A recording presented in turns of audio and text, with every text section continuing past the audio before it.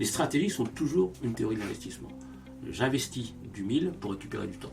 Donc on va voir comment Armel a géré ça. Donc les bateaux sont groupés, les 50 pieds dans le golfe de Gascogne. La dépression est passée. Donc Rouquayrol et Armel Tripon décident, eux, de filer le long de la côte portugaise. Alors que les autres décident, eux, d'aller plus vers la route directe. La route directe est tracée ici. Okay. Investissement considérable parce que eux, là, ils vont plutôt vers les îles du Cap-Vert que vers les Antilles, alors qu'eux vont les Antilles. Et ils prétendent que, puisque la mer sera plus facile et qu'il y aura un peu moins de vent, ils vont récupérer leur investissement. Alors, est-ce que ça va marcher? La réponse est, pour la Loue, malheureusement, la Loue Rouquayrol, il y a eu une avarie, il est obligé de s'arrêter au large du Portugal. Et pour Armel Tripon, donc lui, il continue. Ici, ils semblent avoir un retard considérable par rapport aux autres, qui sont beaucoup plus près des Antilles. Mais les autres ici sont dans 30 nœuds de vent de nord-ouest, donc ils sont un peu le pied sur le frein quand même, histoire de ne pas casser les bateaux et de ne pas chavirer, alors que lui est en train d'attaquer du vent de nord-ouest 15-20 nœuds, et donc il va aller beaucoup plus vite, et d'une manière beaucoup plus sûre. Il est quand même osé, l'ami Armel. Il résiste. Ici, il fait route plein sud, alors que les autres sont quasiment sur la route directe. Il considère donc qu'effectivement, eux là-bas, ils sont avec leurs 35 nœuds de vent là, et que ça va durer 3-4 jours, ils ne pourront rien faire, ou ils auront des avaries.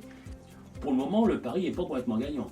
Il a même pas mal de retard. Il a 130 000 de retard sur les autres, c'est-à-dire 10-12 heures de retard sur les autres. Mais ce n'est pas un vrai retard, j'allais dire.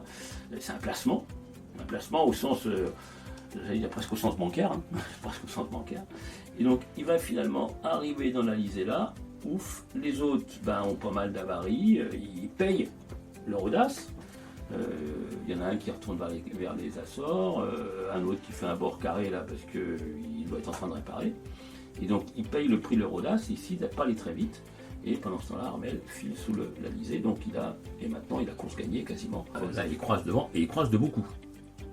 Il croise avec une avance confortable de 250 000, donc qui est presque une journée. Donc il a course gagnée ici s'il n'a pas d'avarie majeure. Et il n'y a pas de raison qu'il y ait d'avarie parce qu'il a préservé son bateau tout le temps. Alors, vous allez me dire, les autres, ils sont bêtes, pourquoi ils n'ont pas fait ça? Non, c'est pas qu'ils sont bêtes, c'est qu'ils ont considéré qu'ils pouvaient passer, eux, mais les conditions étaient un petit peu plus fortes que prévu, les avaries étaient inattendues, et du coup, ils ont payé leur audace. Et ça, c'est différent de ce qu'on aurait pu faire en IMOCA, parce que ces petits trimarans-là, qui sont effectivement très rapides, sont aussi très fragiles, et éventuellement demandent au niveau du pilotage d'être un peu plus prudent que sur les plus longs. Donc ces équilibres-là à trouver entre la trajectoire qui serait optimale et celle qu'on peut réellement faire, c'est vraiment le talent du skipper et l'habitude qu'il a de son bateau.